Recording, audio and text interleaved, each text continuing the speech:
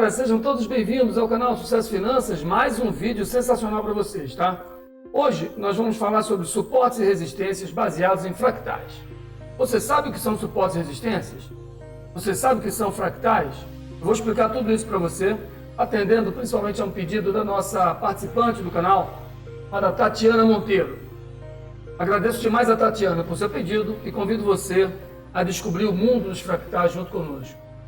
Bom, eu me chamo Sérgio Batista, esse é o canal Sucesso e Finanças. Vamos lá? Começamos aqui com o Instagram do Sucesso e Finanças, onde consta a mensagem de Tatiana Monteiro, tá? Olha o que ela me mandou. Bom dia, professor. É um jeito carinhoso que ela tem de me chamar, não sou professor. Mas eu tenho muito prazer em tratar com as pessoas e não me incomodo disso, tá?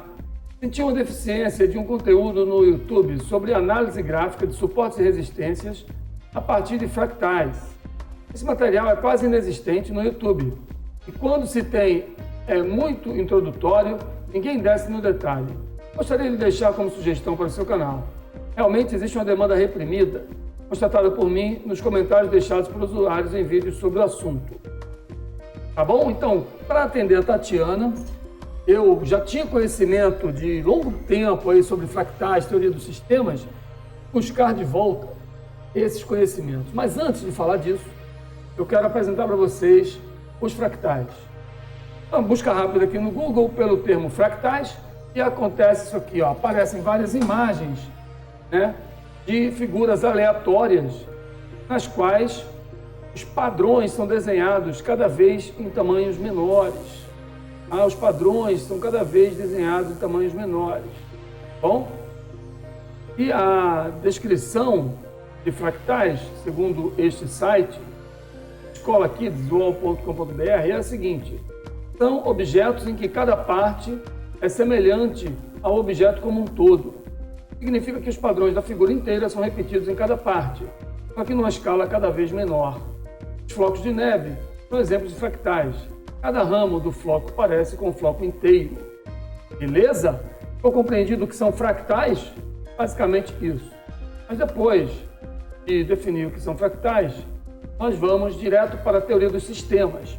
Olha só, existem basicamente três importantes teorias que devem ser estudadas para entender bem os fractais. A teoria dos sistemas, a teoria do caos, tá? E a teoria da complexidade. Essas três teorias interagem em torno de um conceito principal, que é o esforço do ser humano em prever o futuro. Isto faz muito sentido no mundo da análise técnica, né? A análise dos mercados. Então nós vamos começar aqui, ó, com a introdução. Não vamos ler tudo, vamos passar direto. Quem quiser, eu posso disponibilizar esse conteúdo para vocês, tá? É um trabalho de uma tese científica, tá? Tá aqui o autor. Vamos lá. A história da teoria do sistema remonta aos sumérios na Mesopotâmia, anterior a 2.500 anos antes de Cristo. Bom, em todo esse percurso de quase 5.000 anos, é possível identificar-se o mesmo propósito perseguido, resumindo os objetivos da teoria dos sistemas, o esforço humano para prever o futuro. Para os sumérios, o primeiro passo para a previsão do futuro foi dominar o tempo, criando o calendário. Isso foi possível quando eles destacaram uma regularidade na apresentação dos astros. Então, o nosso foco está aí. Identificar padrões e projetar, né, uma metodologia de repetição desses padrões, tá bom? Então, os sumérios criaram os 12 meses, as fases da lua e etc. Tá? Mas a formalização rigorosa da teoria do sistema se deu a partir dos anos 40, com a participação dos Estados Unidos na Guerra Mundial. Tá bom? Aí, o que nós assistimos foi que, ao contrário dos antigos, procedimentos passaram a contar com tratamento de probabilidade. Esta condição universal, o sistema, tal como a equação matemática, poderia descrever tanto o funcionamento de uma fábrica, como da bolsa de valores, como de um organismo vivo.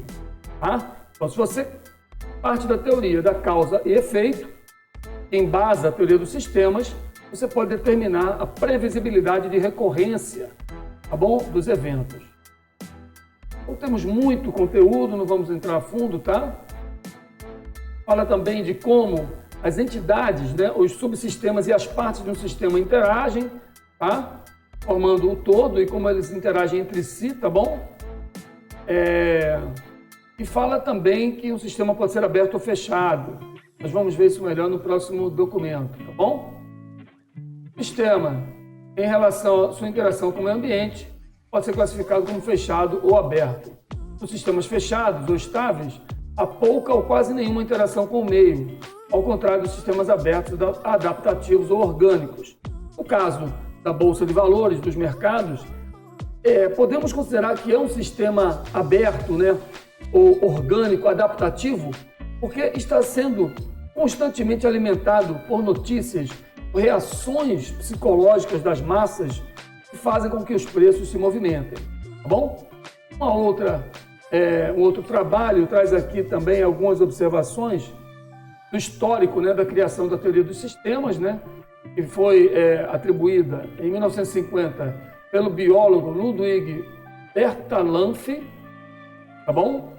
O conceito aqui, o sistema é um conjunto de partes que interagem e que se interdependem e conjuntamente formam um todo unitário, com objetivo determinado e efetuam determinada função. Tá? Em sistemas abertos, basicamente a teoria dos sistemas afirma que são abertos e sofrem interações com o ambiente onde estão inseridos. Desta forma, a interação gera realimentações que podem ser positivas ou negativas e que diminuem a previsibilidade da repetição dos eventos. Fala em sinergia, que é o que possibilita um sistema funcionar adequadamente, é quando a interação dos elementos do sistema, né, resulta num resultado maior do que a soma das partes. Tá bom? Temos ainda uma outra anotação nesse outro documento, na teoria da complexidade. Fala que a complexidade é uma escola filosófica que vê o mundo como um todo indissociável e propõe uma abordagem multidisciplinar para a construção do conhecimento. A teoria da complexidade se contrapõe à da causa e efeito, por abordar os fenômenos com uma totalidade orgânica, ou seja, ela é contra a exatidão da repetição dos eventos, né, e diz que nem toda causa vai produzir a recorrência de um efeito, tá bom? Então, a complexidade traz um pouco de aleatoriedade ao sistema. Ela segundo Edgar Morin, né, à primeira vista, a complexidade é um tecido de constituintes heterogêneos inseparavelmente associados, tá? Daí a necessidade para o conhecimento de pôr ordem nos fenômenos ao rejeitar a desordem e afastar o incerto, isto é, selecionar os elementos de ordem e de certeza e retirar a ambiguidade, clarificando, distinguindo e hierarquizando. Qual é a proposta? É a abordagem transdisciplinar dos fenômenos e a mudança de paradigma, abandonando o reducionismo que tem pautado a investigação científica em todos os campos, dando lugar à criatividade e ao caos. Ou seja, sai de uma visão de causa e efeito exata para uma visão em que há uma certa aleatoriedade na repetição dos padrões, certo? Nesse contexto, se insere a fractalidade. Nessa perspectiva, o todo é mais do que a soma das partes, ok? Nós já falamos sobre a sinergia anteriormente. Da organização de um sistema nascem padrões emergentes que podem retroagir, realimentando sobre as partes, tá bom? Caos, desordem e incerteza. As teorias do caos, popularizadas pelo efeito borboleta, a qual a alusão em que o bater das asas de uma borboleta no Pacífico pode causar um tufão em outro lugar distante do planeta, é apenas uma alegoria estilística para a interpretação real do fenômeno. São relacionadas à não linearidade e à sensibilidade às condições iniciais, ou ser um sistema aberto e receber interferência da natureza. A teoria da causa e efeito, associada à teoria dos sistemas, perde um pouco de significado, né, nesse contexto do caos, da desordem e da incerteza. Bom, por fim, a teoria do caos. A teoria do caos para a física e a matemática é a hipótese que explica o funcionamento dos sistemas complexos, dinâmicos. Em sistemas dinâmicos complexos, determinados resultados podem ser instáveis, no que diz respeito à evolução temporal como função dos seus parâmetros e variáveis. Para entender o que significa isso, basta pegar um exemplo na natureza onde esses sistemas são comuns, ok? Como se pode explicar a formação de nuvens, padrões aleatórios com a participação de vários fatores não controlados, como temperatura, umidade, pressão, certo? Tudo isso para dizer o seguinte, que a teoria do caos, ela está associada ou ela é complementar à teoria da causa e efeito, a teoria dos sistemas, né? A teoria da complexidade, por associar e por entender que nenhum sistema é completamente fechado e é completamente isento de interação com o meio ambiente. Portanto, se há interferência externa, há uma alteração na dinâmica do sistema e, portanto, é impossível a repetição de padrões determinados. Sempre haverá uma certa imprevisibilidade na repetição dos padrões, da forma como se observa aqui, tá? Em escala cada vez menor, padrões muito parecidos, mas não perfeitamente idênticos, certo? Dessa forma, estamos prontos para observarmos no gráfico a repetição desses padrões. Inicialmente, vamos começar definindo suportes e resistências. Os suportes estáticos estão definidos por topos ou por fundos, tá certo? Aqui nós temos resistências traçadas e aqui nos fundos nós temos suportes traçados, tá bom? Esses são os suportes e resistências estáticos, bem? Tá bom? Agora vamos identificar os sistemas, suportes e resistências dinâmicos. Quando nós unimos topos, nós encontramos uma linha de tendência de baixa. Então, sempre que houver uma linha de tendência de baixa, haverá a expectativa de que o preço toque a linha de tendência de baixa e retorne para a tendência. Então, para que nós possamos dizer que há uma linha de tendência de baixa, precisamos unir pelo menos dois topos descendentes ou dois fundos ascendentes. Uma linha de tendência de alta se dá pela união de dois fundos ascendentes. Bom? Então, todas as vezes que houver um toque da linha de tendência de alta, haverá a expectativa de que o movimento de alta continue, ok? Esses são suportes e resistências dinâmicos, porque mudam de posição, tá? Outro tipo de suportes e resistências dinâmicos são as médias móveis, tá? Médias móveis que são desenhadas pela marcação de médias dos últimos períodos. Aqui nós temos uma média de 8 períodos, tá? Cada ponto dessa linha reflete a média dos últimos 8 períodos, né? Fechamento das últimas 8 barras, ok? Então essa é uma forma de medir também suportes e resistências. Se eu estou com os preços abaixo de uma média de 8 períodos, observa-se que toda vez que o preço bater na média, haverá um retorno para longe da média. Caso essa dinâmica for quebrada, essa média não está funcionando bem como suporte e resistência, precisa alterá-la, tá? Você pode alterar para um período maior, de 20 períodos, por exemplo. Bom? Aí você vai ter uma previsibilidade melhor da repetição dos padrões. Bom, e como é que eu aplico no gráfico a teoria dos fractais para a definição de suportes e resistências? A minha ferramenta principal é a retração de Fibonacci, tá? Eu vou medir a última perna de baixo, a principal, né? E vou ver que o topo foi deixado em 38,2 da retração da primeira perna. Se esse evento funcionar bem, o que não é uma regra em virtude da aleatoriedade dos padrões gráficos, nós teremos como prever em escalas cada vez menores, tá? A retração dos próximos movimentos de queda, tá bom? Então, se eu puxar o movimento de queda até o último fundo, tá? Eu vou ter a expectativa de que na retração de 38,2 eu tenha a formação de um topo. Ele aqui aconteceu até um pouco antes. Puxar a retração até o último fundo, eu tenho a expectativa de que o próximo topo acontecerá na retração de 38,2. Se eu puxar até o próximo fundo, minha expectativa é que ele atinja 38,2. Então, na dinâmica do dia a dia, o que eu posso fazer? Eu estou trabalhando o gráfico, vou apagar, tá certo? Estou trabalhando o gráfico e venho aqui medindo os preços, tá?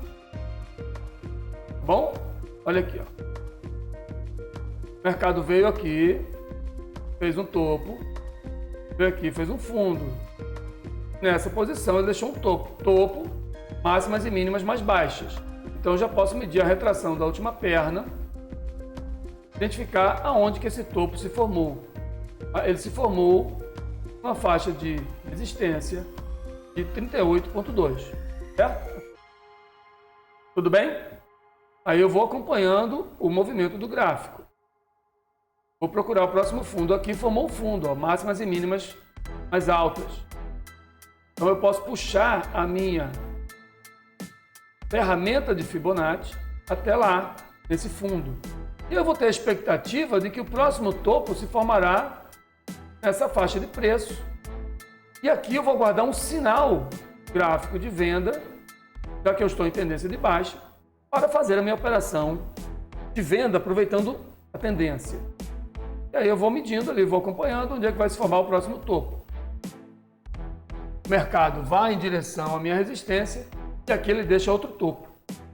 Formou um topo antes do que esperava. Okay? Então eu tenho uma tendência de baixa mais forte do que se esperava. Aqui eu posso abrir uma posição, um trade, tá? A favor da média, ok? Aí eu vou acompanhando o meu movimento, procurando por mais um fundo. Aqui formou mais um fundo, tá? Máximas e mínimas mais altas, olha aí, ó. Tá? Máximas e mínimas mais altas. Então eu vou acompanhando o movimento dos preços. Esse fundo não se configurou, foi perdido. Então eu trago a minha marcação de fundo para onde ele efetivamente acontece, aqui. E trago a minha projeção de Fibo, olha lá. E agora, onde é que está os 38,2? Está ali. E eu vou esperar uma formação de topo nessa faixa de preço, ok? Vamos apagar as anteriores. Os anteriores, certo? E aí eu vou acompanhando o andamento dos preços. O preço deve chegar até lá. Aqui formou um topo mais baixo. Poderia ter operado esse topo mais baixo aqui, ó, máximas e mínimas mais baixas. Poderia ter feito uma operação aqui, porque respeitou, né? Respeitou a minha resistência de 38,2. Conseguindo a direção dos preços, bateu o stop. Então falhou essa execução. Então vou aguardar pela chegada do preço lá na minha resistência 38,2. Chegou lá e forma um topo. Beleza, formou topo. Posso operar esse topo. Ok? E assim sucessivamente. Nós temos uma previsibilidade maior de atingir sucesso na realização dos trades aplicando a retração de Fibonacci com base na primeira perna de retração. E a gente tira o zoom e observa como isto é interessante, né? Em uma tendência funciona muito bem. Agora estejamos atentos que o mercado não vive em tendência para sempre. E o que acontece? E qual é o sinal que eu devo estar atento para uma reversão de tendência?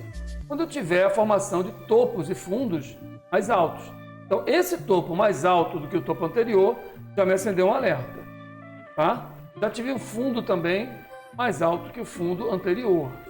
Então, aqui eu poderia ter traçado, inclusive, canal de alta. Certo? Acontece que funcionou a perda do fundo e estou em direção ao trade.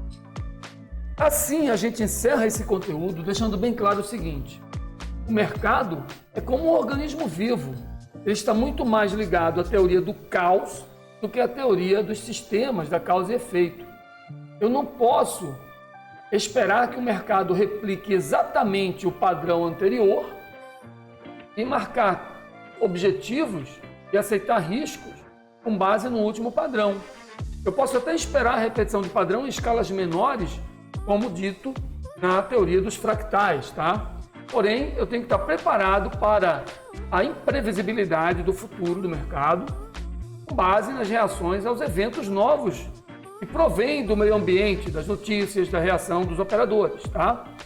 Então, o meu conselho para você, qualquer que seja a ferramenta, seja de fractais, seja por médias móveis, seja por níveis de preço, e você definir suportes e resistências, esteja sempre atento ao gerenciamento do risco, porque é o gerenciamento do risco que vai garantir a você uma expectativa matemática favorável para que você, sempre que você acertar, você ganhe mais do que você perde nos momentos em que você erra as suas operações. Tá bom? Um grande abraço para você. Se você gostou do nosso conteúdo, curta e compartilhe com seus amigos. Assim você leva a nossa mensagem mais longe e nos ajuda a crescer. É um prazer estar com você e produzir esse conteúdo para o seu crescimento. Eu me chamo Sérgio Batista. Esse é o canal Sucesso e Finanças. Grande abraço, meu irmão. Fica com Deus e até o próximo vídeo.